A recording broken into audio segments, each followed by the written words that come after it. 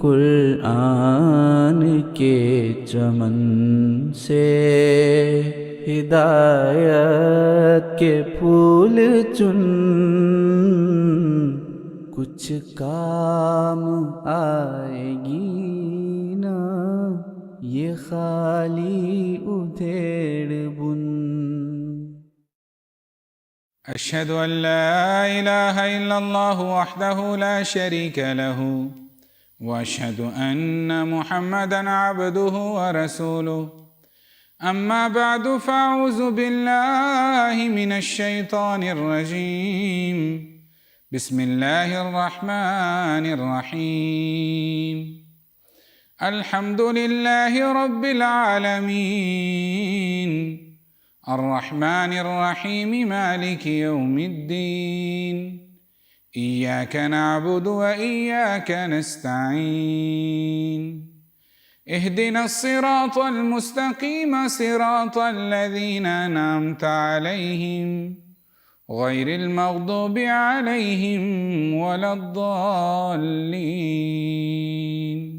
آمين اللهم صل على محمد وعلى آل محمد كما صليت على إبراهيم وعلى آل إبراهيم إنك حميد مجيد اللهم بارك على محمد وعلى آل محمد كما باركت على إبراهيم وعلى آل إبراهيم إنك حميد مجيد السلام علیکم ورحمۃ اللہ وبرکاتہ۔ ناظرین کرام، ایک بار پھر ہم آپ کی خدمت میں پروگرام تبویب القرآن کے ساتھ حاضر ہیں۔ جیسا کہ آپ جانتے ہیں کہ اس پروگرام کا مقصد قرآن کریم کے مختلف مضامین آپ کی خدمت میں پیش کرنا ہے۔ اس پروگرام میں جن امور پر گفتگو کی جاتی ہے وہ سیدنا حضرت اقدس مسیح موعود علیہ السلام اور آپ کے خلفائے کرام کے بیان فرمودہ تفسیری نکات پر مشتمل ہوا کرتی ہے۔ آج جس موضوع پر ہم بات کریں گے وہ ہے سورۃ الفاتحہ کے محاسن اور اس کی برکات۔ حضرت خلیفۃ المسیح الاول رضی اللہ تعالی عنہ فرماتے ہیں کہ حضرت اقدس مسیح موعود علیہ السلام نے سورۃ الفاتحہ کی تفسیر 3 کتب میں بڑی تفصیل اور انتہائی لطیف پیرائے میں بیان فرمائی ہے۔ ان کتب میں براہین احمدیہ ہے جو اردو زبان میں تحریر شدہ ہے، جبکہ کرامات الصادقین اور اعجاز المسیح عربی زبان میں تصنیف کی گئی ہیں۔ حضرت خلیفۃ المسیح الاول رضی اللہ تعالی عنہ فرماتے ہیں وہ بڑا خوش قسمت ہوگا جس کو اللہ تعالی توفیق دے کہ وہ کم از کم ان تفاسیر کا مطالعہ کرے۔ ہمارے ناظرین کی سہولت کے لیے یہ بات قابل ذکر ہے کہ ان عربی کتب کا اردو ترجمہ دستیاب ہے، جسے آپ اپنی جماعت کے کسی بھی بک شاپ یا پھر جماعت کی آفیشیل ویب سائٹ alislam.org سے حاصل کر سکتے ہیں۔ اسی طرح تفسیر حضرت مسیح موعود علیہ السلام کی جلد اول جو تقریباً 400 صفحات پر مشتمل ہے بآسانی دستیاب ہے۔ احباب کرام، اس کا بھی ضرور مطالعہ کریں۔ قرآن کریم اور احادیث میں سورۃ الفاتحہ کے کئی نام بیان ہوئے ہیں جو اس سورت کی عظمت اور اس کی برکات اور اس کی اہمیت پر دلیل ہے۔ احادیث میں اس سورت کا نام فاتحۃ الکتاب رکھا گیا ہے، جیسا کہ حدیث کے الفاظ ہیں لا صلاۃ لمن لم یقرأ بفاتحۃ الکتاب، جو شخص نماز میں سورۃ الفاتحہ کی تلاوت نہیں کرتا اس کی نماز ادھوری ہوگی۔ حضرت اقدس مسیح موعود علیہ السلام نماز میں سورۃ الفاتحہ کا پڑھنا ضروری خیال فرماتے تھے، لیکن جو نہیں پڑھتا تھا اس کے بارے میں یہ نہیں فرماتے تھے کہ اس کی نماز ضائع ہو گئی، افضلیت پڑھنے میں ہے۔ اسی طرح یہ بھی خیال پیدا ہو سکتا ہے کہ وہ شخص جس کو عربی پڑھنے ہی نہیں آتی تو وہ بیچارہ کیا کرے۔ تو اس صورت میں حضرت مسیح موعود رضی اللہ تعالیٰ عنہ نے ہماری رہنمائی فرمائی ہے۔ آپ فرماتے ہیں نو مسلم جس نے ابھی نماز نہیں سیکھی یا بچہ ہو جسے ابھی قرآن نہیں آتا تو اس کی نماز فقط تسبیح و تکبیر سے ہو جائے گی، خواہ وہ قرآن کریم کا کوئی حصہ بھی نہ پڑھے، سورۃ الفاتحہ بھی نہ پڑھے۔ اسی طرح اس سورت کے دیگر ناموں میں सूरत الحمد भी इसका एक नाम बयान हुआ है, क्योंकि सूरत का आगाज बिस्मिल्लाह के बाद अल्हम्दुलिल्लाह से हुआ है। ऐसा ही कुरान करीम में इसे सबआ मसानी कहा गया है, जैसा कि फरमाया वलक़द आतैनाका सबअम मिनल मसानी, यानी और यकीनन हमने तुझे 7 बार बार दोहराई जाने वाली आयात अता फरमाई हैं। अब देखें कि रोज़ाना मुतअद्दिद बार इस सूरत को नमाजों में पढ़ा जाता है। सारी दुनिया में करोड़ों बार इसका विर्द होता है। इस लफ्ज़ में किस कदर अजीम पेशगोई है। क्या इस पेशगोई का पूरा होना अल्लाह ताला की हस्ती का सबूत नहीं, कुरान और हजूर सल्लल्लाहु अलैहि वसल्लम के बरहक होने की दलील नहीं? क्या ये मुमकिन है कि कोई झूठा 7 आयात खुद से घड़ ले और एक छोटी सी सूरत बना दे, फिर इसे बार बार पढ़ने की पेशगोई करे और फिर लोग हजारों नहीं, लाखों भी नहीं, बल्कि करोड़ों और अरबों बार सिर्फ एक दिन में इसकी तिलावत करें? क्या ऐसा मुमकिन है? हरगिज नहीं। अहादीस में इस सूरत को उम्मुल किताब और उम्मुल कुरान के नाम भी दिए गए हैं, क्योंकि ये कुरान करीम का खुलासा है। या हज़रत खलीफतुल मसीहिल अव्वल रज़ी अल्लाह ताला अन्हु के बयान के मुताबिक यूँ कह लेते हैं कि सूरतुल फातिहा मतन है और कुरान करीम इसकी शरह है। हज़रत मसीह मऊद अलैहिस्सलातु वस्सलाम फरमाते हैं कि माँ को कहते हैं, बस उम्मुल किताब का ये मतलब है कि सूरतुल फातिहा के बतन से कुरान करीम के मज़ामीन निकलते हैं। इसी तरह इस सूरत को अश्शिफा और अर्रुकिया के नाम भी दिए गए हैं। रुकिया का मतलब होता है दम करने वाले की। अहदीस में एक वाक़या मज़कूर है कि हजूर सल्लल्लाहु अलैहि वसल्लम के 2 सहाबा किसी सफ़र पर गए तो रात उन्हें किसी गांव में पड़ाव डालना पड़ा। जब उन्होंने उस गांव के लोगों से इजाज़त चाही तो उन्होंने इनकार कर दिया, जिस पर वो गांव के बाहर किसी जगह ठहर गए। इस मौके पर बाज़ रवायात में आता है कि जो उस गांव का चीफ था, सरदार था, उसके सर में दर्द हो गई। बाज़ रवायात में आता है कि उसे किसी सांप ने काट लिया।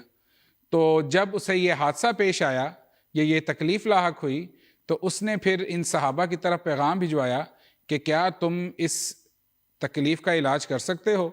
तो उस पर ये सहाबा उस चीफ के पास आए, उस सरदार के पास आए और उन्होंने सूरह फातिहा का दम किया, जिससे अल्लाह ताला के फ़ज़ल से उसे शिफा नसीब हुई। इस पर उस गांव के लोगों ने इन सहाबा को कुछ इनाम इकराम दिए, कुछ खाने पीने की चीज़ें दी। तो ये 2 सहाबी थे, एक ने उनमें से कुछ जो मिला था उसका इस्तेमाल कर लिया, दूसरे ने कुछ तरद्दुद किया। वो ये समझता था कि गोया कि हमने अल्लाह ताला की आयत को बेचा है, और अल्लाह ताला की आयत को बेचने से मनाही की गई है कि अल्लाह ताला फरमाता है ला तश्तरू बि आयाती समनन कलीला। तो बहरहाल उसने इस्तेमाल नहीं किया। तो हजूर सल्लल्लाहु अलैहि वसल्लम की खिदमत में जब ये मामला पेश हुआ तो हजूर सल्लम ने फरमाया कि जो तुम्हें माल दिया गया था, खाने पीने की चीज़ें दी गई थी, वो कहाँ है? मेरा हिस्सा कहाँ है उसमें से? तो गोया कि हजूर सल्लल्लाहु अलैहि वसल्लम ने ये फरमाया कि देखो, कुरान करीम मुझ पे नाजिल हुआ है, इसलिए जो भी हदिया तुम्हें मिला है उसका इस्तेमाल करना जायज़ है। हज़रत खलीफतुल मसीहिल अव्वल रज़ी अल्लाह ताला अन्हु भी फरमाते थे कि पुराने बुज़ुर्ग और आप ख़ुद भी इस सूरत से दम करते हैं तो अल्लाह ताला के फ़ज़ल से लोगों को शफ़ा नसीब होती है। अब हम मुख्तसरन सूरह फातिहा की हर आयत को पढ़ते हैं और वक्त की रियायत से इन आयत के मानी और चंद एक तफसीरी निकात पर नज़र डालते हैं। इस सूरत की जो पहली आयत है वह है बिस्मिल्लाहिर्रहमानिर्रहीम। बिस्मिल्लाहिर्रहमानिर्रहीम हर सूरत का हिस्सा है। बाज़ मुसलमान इसे बरकत के लिए पढ़ते हैं, जबकि वो इसे हर सूरत का हिस्सा तसव्वुर नहीं करते। जमात अहमदिया का यह अकीदा है कि अल्लाह ताला ने हर सूरत के आगाज़ में बिस्मिल्लाहिर्रहमानिर्रहीम के अल्फाज उसी तरह वही किए हैं जिस तरह कुरान करीम का दीगर हिस्सा वही किया गया है। एक हदीस में अल्लाह ताला के रसूल सल्लल्लाहु अलैहि वसल्लम फरमाते हैं कि हर काम जो बिस्मिल्लाह से शुरू किया जाता है उसमें बेबरकती नहीं पड़ती। हदीस के अल्फाज कुछ यूँ हैं, कुल्लु अम्रिन ज़ी बालिन ला युबदाउ फ़ीही बिहम्दिल्लाहि अक़ता, कि हर वो काम जो अल्लाह ताला की हम्द के बग़ैर किया जाएगा वो बेबरकत होगा, और वो हर काम जो अल्लाह ताला के नाम के बग़ैर शुरू किया जाएगा उसमें बरकत नहीं होगी।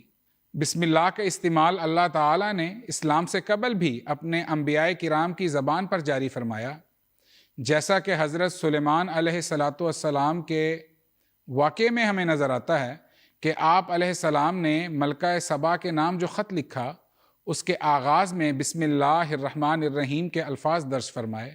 چنانچہ سورۃ النمل کی آیت 31 میں مذکور ہے، اِنَّهُ مِن سُلَیمَانَ وَإِنَّهُ بسم اللہ الرحمن الرحیم، یعنی یہ خط سلیمان کی طرف سے لکھا جا رہا ہے اور اس کا مضمون کچھ یوں ہے، اللہ کے نام کے ساتھ جو بہت رحمان اور بہت رحیم ہے، اور اس کے بعد پھر آپ نے جو بھی مضمون تھا وہ وہاں لکھا۔ حضور صلی اللہ علیہ وآلہ وسلم اور اسلام کی آمد سے پہلے ہی بسم اللہ الرحمن الرحیم کا استعمال دراصل حضور صلی اللہ علیہ وآلہ وسلم کی صداقت کی دلیل ہے، کیونکہ عہد نامہ قدیم میں حضرت موسیٰ علیہ السلام کی آپ صلی اللہ علیہ وآلہ وسلم کے حق میں ایک پیشگوئی درج ہے، جس میں آپ علیہ السلام فرماتے ہیں، میں ان کے لیے انہی کے بھائیوں میں سے تیری مانند ایک نبی برپا کروں گا اور اپنا کلام اس کے منہ میں ڈالوں گا، اور جو کچھ میں اسے حکم دوں گا وہی وہ ان سے کہے گا، اور جو کوئی میری ان باتوں کو جن کو وہ میرا نام لے کر کہے گا نہ سنے تو میں ان کا حساب اس سے لوں گا۔ یہ استثناء باب نمبر 18 ہے، اور اس باب کی آیت نمبر 18 اور 19 میں یہ مضمون درج ہیں۔ پس اس پیشگوئی کے آخری حصے میں جو یہ کہا گیا ہے کہ اور جو کوئی میری ان باتوں کو جن کو وہ میرا نام لے کر کہے گا نہ سنے تو میں ان کا حساب اس سے لوں گا۔ اب قرآن کریم کی ہر آیت، ہر حکم اللہ تعالیٰ کی بات ہے، اور ہر سورت کے آغاز میں بسم اللہ الرحمن الرحیم کا رکھا جانا اس پیشگوئی کی عملی تصویر ہے۔ اس سورت کی جو دوسری آیت ہے وہ ہے الحمدللہ رب العالمین۔ سورۃ الفاتحہ میں اللہ تعالیٰ نے اپنی 4 صفات کا ذکر کیا ہے، اور یہ چاروں صفات دراصل اللہ تعالیٰ کی الصفات کہلاتی ہیں، یعنی رب العالمین، الرحمن، الرحیم اور مالکی یوم الدین۔ بعض اوقات انسان پر شدائد اور مصائب اور تکالیف آتی ہیں، اس وقت بھی انسان جب اللہ تعالیٰ کے حضور گریہ گزاری کرتا ہے تو نماز میں اسے الحمدللہ رب العالمین کہنا پڑتا ہے۔ تو اس وقت الحمدللہ کہنے کے کیا معنی ہوں گے؟ اس بارے میں حضرت خلیفۃ المسیح الاول رضی اللہ تعالیٰ عنہ فرماتے ہیں، دیکھو جب انسان پر مصائب آتے ہیں تو یہ مصائب دراصل اس کے گناہوں کا کفارہ ہو جاتا ہے، اس کے نتیجے میں اسے آخرت میں سزا نہیں ملتی، لہٰذا اس بات پر وہ اللہ تعالیٰ کا شکر ادا کرتے ہوئے الحمدللہ کہے۔ اب یہ دیکھیں حضور نے کتنی اچھی بات کی کہ مومن تو ہر وقت ہر آن خدا تعالیٰ کی تعریف ہی کرتا ہے۔ پھر حضور نے اس کی ایک اور توجہ یہ بیان کی کہ یہ بھی ممکن تھا کہ جو تکالیف اور مصائب اس کو درپیش ہوئی ہیں اس سے بھی زیادہ مشکل تکالیف اور مصائب اسے آ پہنچتے، تو الحمدللہ اس لیے کہا گیا ہے کہ اللہ تعالیٰ کا شکر ادا کرے کہ کم درجے کا ابتلا اسے پیش آیا۔ پھر بعض مصائب دنیاوی رنگ کے ہوتے ہیں، مثلا بیماری آ گئی، روزگار ختم ہو گیا وغیرہ۔ الحمدللہ اس وجہ سے کہا گیا ہے کہ اسے کوئی دینی ابتلا پیش نہیں آیا جس کے نتیجے میں یہ ممکن تھا کہ وہ خدا تعالیٰ کا منکر ہو جاتا اور دین سے مرتد ہو جاتا۔ تو اس قسم کا ابتلا نہ آنا اس بات کا تقاضا کرتا ہے کہ وہ الحمدللہ کہے کہ اے خدا تیرا شکر ہے، تو ہی پاک ہے، تمام تعریفوں کا تو ہی مستحق ہے۔ اسی طرح حضرت خلیفۃ المسیح الاول اس کی ایک اور توجہ یہ بیان کرتے ہیں، ایسا ہی مصائب و شدائد پر صبر کرنے سے انسان کو بڑا اجر ملتا ہے، پس ان مصائب و شدائد پر الحمدللہ پڑھنا، اس کے نتیجے میں انسان پر اللہ تعالیٰ کے 3 طرح کے انعامات ہوتے ہیں، ایک صلوات یعنی برکتیں، دوسری اللہ تعالیٰ کی رحمتیں، اور تیسری یہ کہ اللہ تعالیٰ کی طرف سے اسے دائمی ہدایت نصیب ہوتی ہے اور خاتمہ بالخیر ہوتا ہے، جیسا کہ اللہ تعالیٰ سورۃ البقرہ کی آیت نمبر 156 یعنی 156 تا 158 میں فرماتا ہے، وَبَشِّرِ الصَّابِرِينَ الَّذِينَ إِذَا أَصَابَتْهُمْ مُصِيبَةٌ قالوا انا للہ و انا الیہ راجعون اولئک علیہم صلوات من ربہم ورحمہ واولئک هم المہتدون۔ اللہ تعالیٰ فرماتا ہے کہ بشارت دے دے صبر کرنے والوں کو۔ وہ صبر کرنے والے جب انہیں کوئی مصیبت آ پہنچتی ہے وہ کہتے ہیں کہ یقیناً ہم اللہ کے ہیں اور اللہ ہی کی طرف ہم نے لوٹ کر جانا ہے۔ جب وہ اس قسم کا صبر دکھاتے ہیں تو اللہ تعالیٰ انعام میں فرماتا ہے اولئک علیہم صلوات، یہ وہ لوگ ہیں جن پر صلوات یعنی اللہ تعالیٰ کی برکتیں ہوں گی اور اللہ تعالیٰ کی رحمت ہوگی، اور یہی وہ لوگ ہیں جو دائمی ہدایت کے مستحق ہیں۔ اس سورت کی جو تیسری آیت ہے وہ ہے الرحمن الرحیم۔ اس آیت میں اللہ تعالیٰ کی دو صفات بیان ہوئی ہیں۔ حضرت اقدس مسیح موعود علیہ السلام نے الرحمن اور الرحیم کا فرق بیان کیا ہے۔ حضور فرماتے ہیں الرحمن خدا تعالیٰ کا وہ رحم ہے جو اللہ تعالیٰ انسان کو بغیر مانگے عطا فرمائے۔ جیسے انسان کو بنایا تو ہر مادی ضرورت کی چیز اسے عطا فرما دی، چاند ہے، سورج ہے، پانی ہے، ہوا ہے، ماں باپ ہیں، رشتہ دار ہیں وغیرہ۔ الغرض زندگی کی بقا کے لیے ہر ضرورت جو اسے مطلوب تھی اللہ تعالیٰ نے اسے اپنی طرف سے عطا فرما دی۔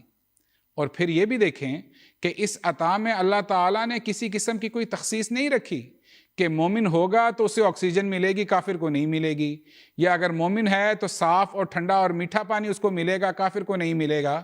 تو گویا کہ اللہ تعالیٰ نے اپنی صفت رحمانیت کے طفیل جو نعماء بھی انسان کی بقا کے لیے ضروری تھی وہ سب عطا کی۔ ایسا ہی اللہ تعالیٰ نے ہماری روحانی ضروریات کو پورا کرنے کے لیے روحانی سلسلہ قائم فرمایا ہے۔ انبیاء کرام، الہامی کتب، یہ سب اللہ تعالیٰ کی صفت رحمان کے طفیل ہیں۔ اللہ تعالیٰ فرماتا ہے الرحمن، یہ رحمان خدا ہے، علم القرآن، جو قرآن سکھاتا ہے۔ تو گویا کہ قرآن کا نزول اور روحانی سلسلے کا نزول اللہ تعالیٰ کی صفت رحمانیت کے طفیل ہے۔ پھر جو اگلی صفت ہے وہ ہے الرحیم۔ صفت رحیم کے تحت اللہ تعالیٰ ہر انسان کو اس کی نیکی کا اجر عطا فرماتا ہے اور اس کا عمل ضائع نہیں کرتا، جیسا کہ اللہ تعالیٰ فرماتا ہے وَكَانَ بِالْمُؤْمِنِينَ رَحِيمًا، یعنی اللہ تعالیٰ ایمان لانے والوں کے ساتھ اپنی صفت رحیم کے ذریعے رحم کا معاملہ کرے گا۔ اور اللہ تعالیٰ کا ایک عظیم الشان رحم یہ ہے کہ وہ مومنوں کو اپنے کلام و الہام سے نوازتا ہے۔ اس بارے میں حضرت مسیح موعود علیہ السلام فرماتے ہیں خدا تعالیٰ کا مکالمہ و مخاطبہ کا شرف نصیب ہونا بھی اللہ تعالیٰ کی صفت رحیم کی وجہ سے ہے۔ اس سورت کی جو چوتھی آیت ہے وہ ہے مالکی یوم الدین۔ مالکی یوم الدین میں اس طرف اشارہ ہے کہ اللہ تعالیٰ انسان کو بامراد کرتا ہے۔ ایسا نہیں ہے کہ انسان محنت تو کرے لیکن تو اسے اس کی محنت کا مناسب حال پھل نہ ملے۔ حضرت مسیح موعود علیہ السلام نے اس کی مثال یوں دی ہے کہ دنیا میں اگر کوئی انسان محنت کر کے ڈگری حاصل کر لے تو بھی یہ ضروری نہیں کہ اس کو اس کی ڈگری کے حساب سے کوئی مناسب حال نوکری بھی مل جائے، مگر اللہ تعالیٰ ایسا نہیں ہے۔ وہ انسان کو اس کی محنت کا صلہ ضرور دیتا ہے، یہ صلہ ہر دو جہانوں میں اسے ملتا ہے۔ دیکھیں صحابہ تھے، انہیں دنیا میں جو اجر ملا اس کی کیا ہی خوبصورت مثال ہے کہ اللہ تعالیٰ نے اس دور کی جو سپر پاورز تھیں یعنی کیسر و کسریٰ کے محلات کی چابیاں کنجیاں انہیں عطا کر دیں، اور کیسر و کسریٰ کی جگہ اللہ تعالیٰ نے صحابہ رضوان اللہ علیہم کو دنیا کا حکمران بنا دیا۔ حضرت ابو ہریرہ رضی اللہ تعالیٰ عنہ کا ایک واقعہ روایات میں ملتا ہے کہ وہ ان رومالوں میں تھوکتے تھے اور کہتے جاتے تھے بخے بخے یا ابو ہریرہ، کہ دیکھو کیا دور آ گیا ہے کہ کبھی تو یہ حالت تھی کہ فاقہ کشی سے برا حال ہو جایا کرتا تھا، اور اب اللہ تعالیٰ نے کیسی کیسی نعمتیں عطا کی ہیں۔ بس یہ تو دنیاوی انعامات تھے جو انہیں ملے، اور جو وعدے اللہ تعالیٰ نے آخرت میں ان سے کیے ہوئے ہیں ان کی حیثیت ان دنیاوی انعاموں کے مقابل پر ایک ذرے کی بھی نہیں ہے۔ اس سورت کی جو 5ویں آیت ہے وہ ہے ایاک نعبد و ایاک نستعین۔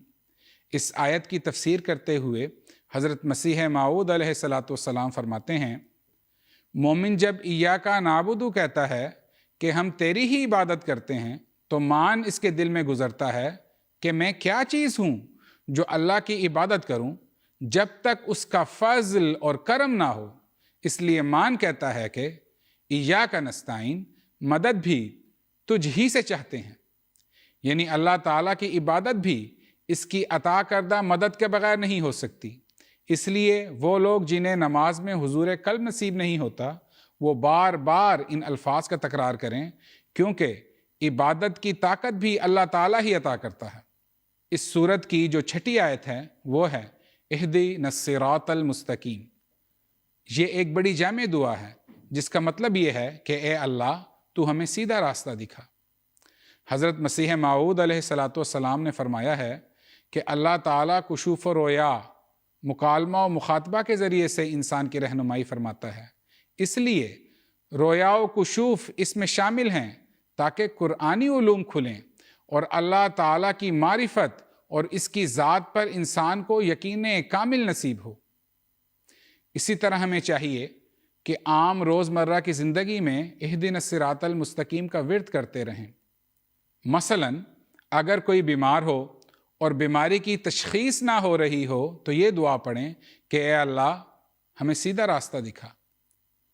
انشاءاللہ اللہ تعالیٰ پھر اس کی مدد کرے گا اور پھر اپنی جناب سے جو بھی اس کو بیماری لاحق ہے اس کا علاج خدا تعالیٰ اپنے خاص فضل سے اسے عطا کر دے گا۔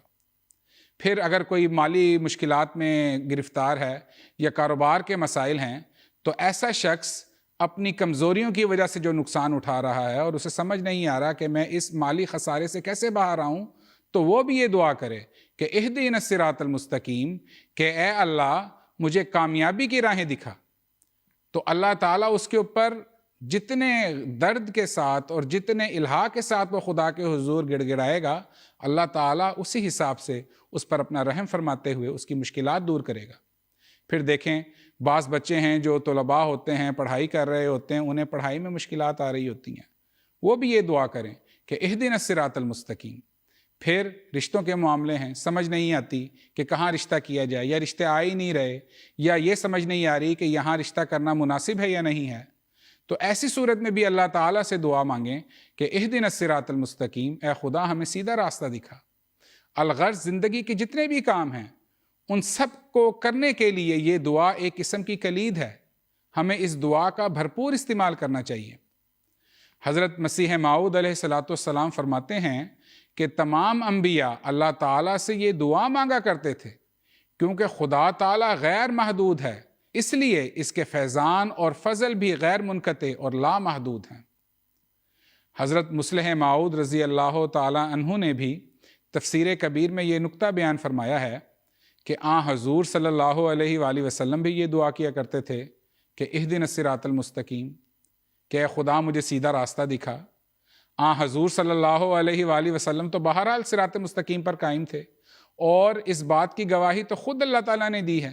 سورہ یاسین میں اللہ تعالیٰ حضور صلی اللہ علیہ وآلہ وسلم کے بارے میں فرماتا ہے اِنَّکَ لَمِنَ الْمُرْسَلِينَ عَلَىٰ صِرَاطٍ مُسْتَقِيمٍ، یقیناً اے محمد صلی اللہ علیہ وآلہ وسلم تو رسولوں میں سے ہے اور تو صراط مستقیم پر قائم ہے۔ پس حضور صلی اللہ علیہ وآلہ وسلم کا صراط مستقیم پر قائم رہنے کی دعا کرنا دراصل اس لیے تھا تاکہ ہم حضور صلی اللہ علیہ وآلہ وسلم کی اتباع میں یہ دعا کریں کہ اللہ ہمیں سیدھا راستہ دکھا، اس سیدھے راستے پر چلا اور ہمیں ہماری منزل مقصود تک پہنچا۔ پس اس دعا میں تینوں امور شامل ہیں۔ پہلا یہ کہ ہمیں سیدھے راستے کا علم تو ہو، پھر اس سیدھے راستے پر ہم چلتے رہیں، اور پھر اس راستے سے کبھی نہ بھٹکیں، بلکہ ہمارا انجام بخیر ہو، جب ہم اس دنیا سے جائیں تب بھی ہم صراط مستقیم پر ہی قائم ہوں۔ اس سورت کی جو 7ویں آیت ہے وہ ہے صراط الذین انعمت علیہم غیر المغضوب علیہم ولا الضالین۔ اس سورت کے 2 حصے ہیں، اس آیت کے 2 حصے ہیں۔ پہلا حصہ صراط الذین انعمت علیہم ہے۔ اس حصے میں اللہ تعالیٰ نے دراصل ایک پیشگوئی فرمائی ہے کہ ہم اللہ تعالیٰ سے انعامات مانگتے رہیں، وہ انعامات جو اللہ تعالیٰ نے اپنے پیارے بندوں پر کیے۔ اور وہ انعامات کیا ہیں؟ اس کا ذکر اللہ تعالیٰ نے سورۃ النساء کی آیت نمبر 70 میں کیا ہے۔ اللہ تعالیٰ فرماتا ہے وَمَن يُطِعِ اللَّهَ وَالرَّسُولَ فَأُولَٰئِكَ مَعَ الَّذِينَ أَنْعَمَ اللَّهُ عَلَيْهِم مِّنَ النَّبِيِّينَ وَالصِّدِّيقِينَ وَالشُّهَدَاءِ وَالصَّالِحِينَ وَحَسُنَ أُولَٰئِكَ رَفِیقًا۔ اللہ تعالیٰ فرماتا ہے کہ جو کوئی بھی اللہ تعالیٰ کی اور اس رسول محمد مصطفیٰ صلی اللہ علیہ وسلم کی اطاعت کرے گا تو یہ ان لوگوں میں سے ہوگا جن پر اللہ تعالیٰ نے اپنا انعام کیا۔ اور پھر فرمایا وہ کون لوگ تھے جن پر اللہ نے انعام کیا؟ پہلے نمبر پر النبیین، وہ نبی تھے، وہ صدیقین اور صدیق تھے، وہ شہداء اور شہید تھے، وہ صالحین اور صلحاء تھے۔ بعض لوگ یہاں یہ اعتراض کرتے ہیں کہ ماں کا مطلب ساتھ کے ہوں گے، یعنی مسلمانوں میں سے جن پر اللہ تعالیٰ انعام فرمائے گا وہ نبی تو نہیں بن سکتے بلکہ نبیوں کے ساتھ ہوں گے۔ حضرت مصلح موعود رضی اللہ تعالیٰ عنہ نے اس اعتراض کا ایک سادہ اور عام فہم سا جواب دیا ہے۔ آپ نے فرمایا کہ اعتراض کرنے والے دراصل اس آیت پر غور نہیں کرتے۔ جو ماں کا لفظ ہے وہ نبیوں کے ساتھ نہیں استعمال ہوا بلکہ فرمایا مع الذین انعم اللہ علیہم، یعنی اس آیت کا مفہوم یہ ہوگا کہ جو اللہ اور اس کے رسول کی اطاعت کریں گے وہ ان لوگوں کے ساتھ ہوں گے جن پر اللہ تعالیٰ نے انعام کیا۔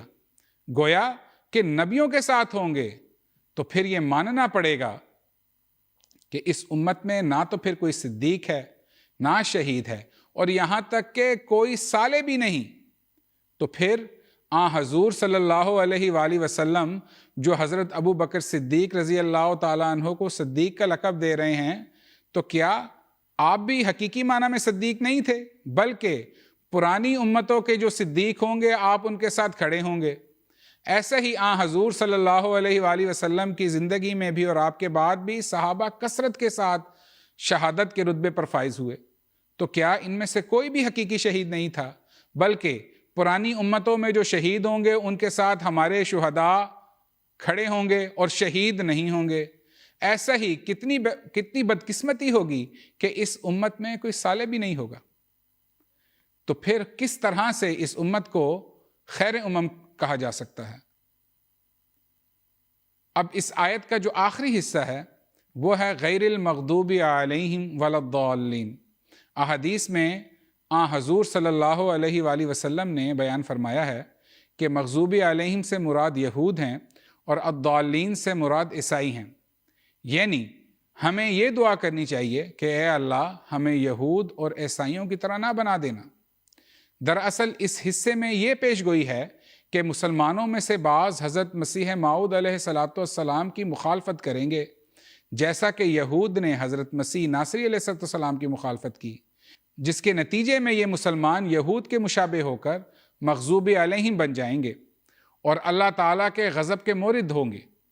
اور الضالین میں یہ پیش گوئی ہے کہ حضرت مسیح موعود علیہ السلام کے دور میں عیسائیت کا غلبہ ہوگا اور مسیح موعود علیہ السلام بطور کاسر صلیبی نے شکست دیں گے۔ ناظرین کرام، سورہ فاتحہ کے محاسن اور اس کی برکات تو لامتناہی ہیں۔ ان کا احاطہ کرنا انسانی طاقت سے باہر ہے۔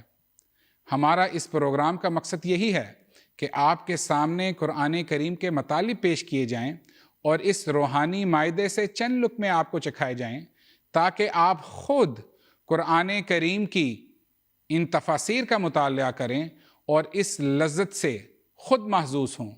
اللہ کرے کہ ہم سب قرآن کریم پر تدبر اور تفکر کرتے ہوئے اپنی زندگیاں قرآنی تعلیمات کے اوپر عمل کرنے میں گزاریں۔ اللہ تعالی ہمیں اس کی توفیق دے، آمین ثم آمین۔ اسی کے ساتھ ہمارے پروگرام کا وقت ختم ہوا چاہتا ہے، تب تک کے لیے اجازت دیجیے۔ اللہ حافظ۔ السلام علیکم ورحمۃ اللہ وبرکاتہ۔ قرآن کے چمن سے ہدایت کے پھول چن، کچھ کام آئے گی نا یہ خالی ادھیڑ